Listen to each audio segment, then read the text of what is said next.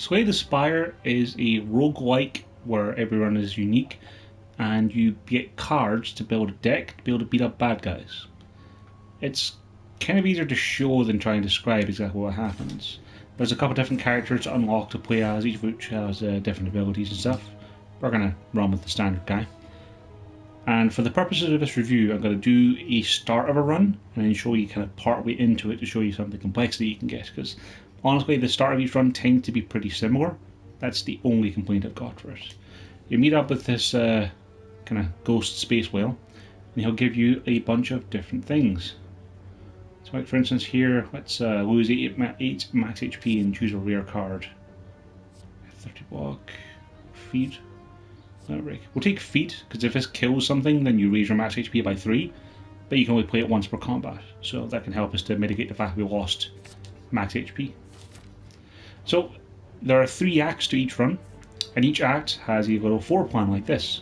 Every fight you move up a level, and then there's different things to find as per the legend on the right, which you can check out what they all do, and they kind of show you where they are on the map as well. So there's regular fights against regular guys, there's shops to spend stuff, question marks are like random events where things happen, campfires to rest and heal or upgrade your card in your deck, and I'll just show that off quickly with the L1 here.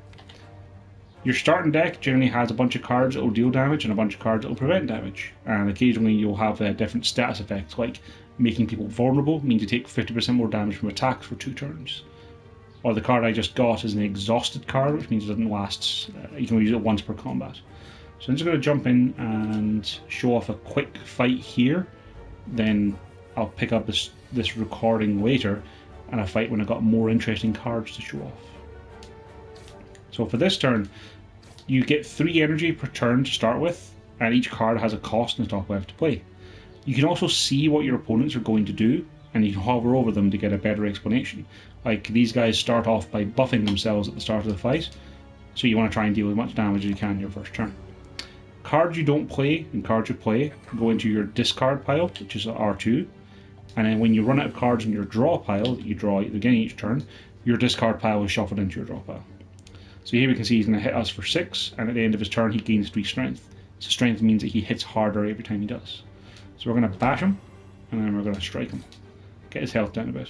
Now we'll take 6 damage, but that's okay. Our character has a gimmick. Each character has a different starting relic you find. His heals him for 6 HP at the end of combat. So we can happily take 6 damage because we'll heal back up if we can kill him next turn.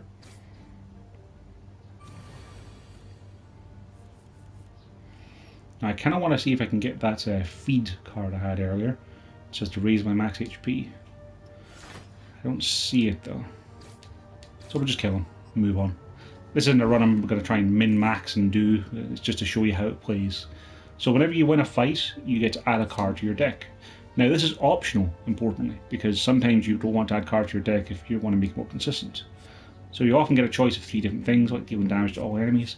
I actually really like this card, Rampage. It's one of those ones that kind of shows off some of the more interesting stuff of it. It increases damage every time you use it, so it gets more and more powerful as the combat goes on. Stuff like Anger is a card that costs nothing, so it's a free bit of damage, but it adds a copy of itself to your discard pile. If you end up with a handful of nothing but that, you're not going to deal as much damage as you could with stuff like Rampage, for instance. So we're doing our quick fight here, because the RE fights are pretty fast. The UI is easy to read, like you can quickly at a glance see exactly how much damage you defend if you're going to be defending yourself. So we'll use 1 block card here. Block end disappears at the end of a turn, so like I'll block the damage these guys are going to deal here, and we'll hit the Spix line. Any remaining block you have then disappears at the start of your next turn. So I block the 3 damage from him, I'll take a status effect from him. Frail makes it harder for me to block more attacks. Now, we have feed, so feed does 10 damage, Rampage does 8, and Strike does 6. So that'd be 14, would be 24. So what we can do is we can Rampage this guy, strike him, and then we can feed on him, and we raise our max HP. Now that feed card got exhausted, so it won't turn up in my draw pile again in this combat. On the plus side, we've rooted down just 1 bad guy. Now we can just Rampage him for 9, he's done, on to the next one. So the game does play quite quickly as you play through. Palm Strike, Fire Breathing, and Metallicize.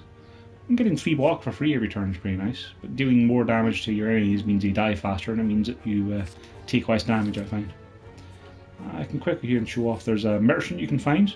You earn gold for fights, you can find it through events and stuff like that.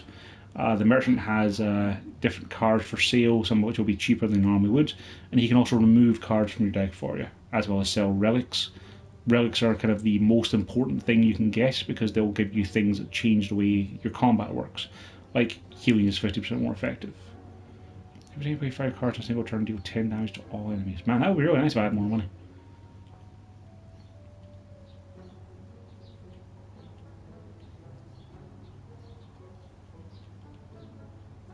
We won't spend any money here. Then you get these little question mark events. Sometimes it can be fights. I was kind of hoping this one wouldn't be, because I wanted to show off some of the other things that you can get. Kill that one off. Take 7 from this guy, and that's fine.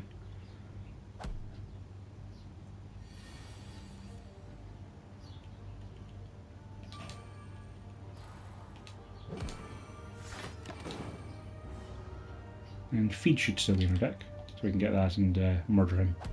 Get more max HP.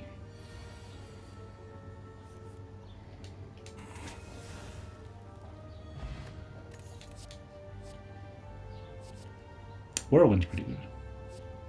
The hero cards are ones that you have to play the turn you draw it, otherwise it just disappears from your deck. I'll take Whirlwind, because Whirlwind's pretty good. So yeah, some of the question mark events can be stuff like this, where you meet various characters and you get different choices. Like you can toss a card into this fire and it'll give you different effects. If you throw a rare card in, it'll heal you to full HP. So in a gold card, and it'll raise your max HP by 10. We're probably going to get more max HP by keeping a hold of Feed, so we'll just keep that for now. We'll take this opportunity to get rid of one of our standard blocks. At least it got rid of a card for free. And when you're at campfires, then you can do stuff like rest to get 30% of your HP back, or you can upgrade a card. So like if we upgrade the Feed card, it'll raise our max HP by 4 and deal more damage. So that's definitely something you want to upgrade earlier to get the benefits out of. And this is basically how runs go. Honestly, now I've actually done some of this, I don't think I really need to continue on to show how it works in other further on fights, because you've kind of seen how the decks can build and change as they go. You'll find a variety of cards like skills that provide you with more defense, or powers that can only be played once but then persist through the entirety of the fight. You know, there's a lot of interesting stuff you can do. I really like this game. I like it because it's sufficiently different from run to run based on the cards you get that it does feel different when you play, as opposed to a lot of games like this where you can feel very similar from run to run. This one is less about the luck of the cards you get, although a lot about the luck in relics is pretty fair.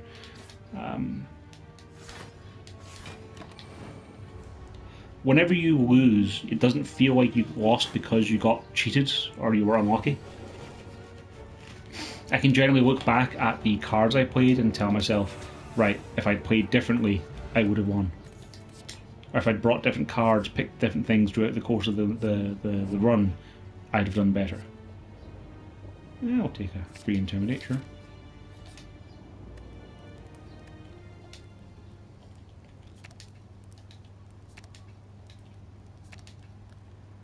I'll make Fire Breathing 3.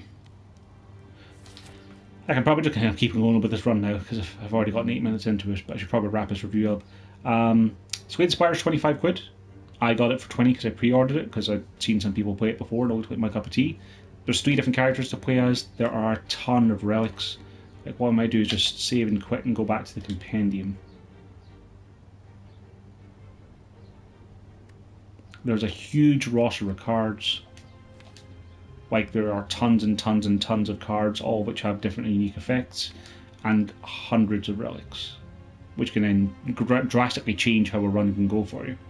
Things like when you play power cards, you gain HP back, or things like starting a fight with a card in your hand, dealing damage to 3 damage to all enemies at the start of your turn. They can definitely change how your run goes. But I really like this game. I highly recommend it. If you're into cards and deck building stuff and strategy games, you're going to like this. The roguelike stuff might be a little bit off-putting for some people who want kind of curated experiences, but I have gotten easily my money's worth out of this game, and I'm probably going to keep playing it until I tire of it, and then I'll probably give it a break and come back to it again. Kind of like XCOM, or any other games like that where you play it religiously for a period of time and then come back when you've had enough. But yeah, Seedge says bye. Thanks for watching.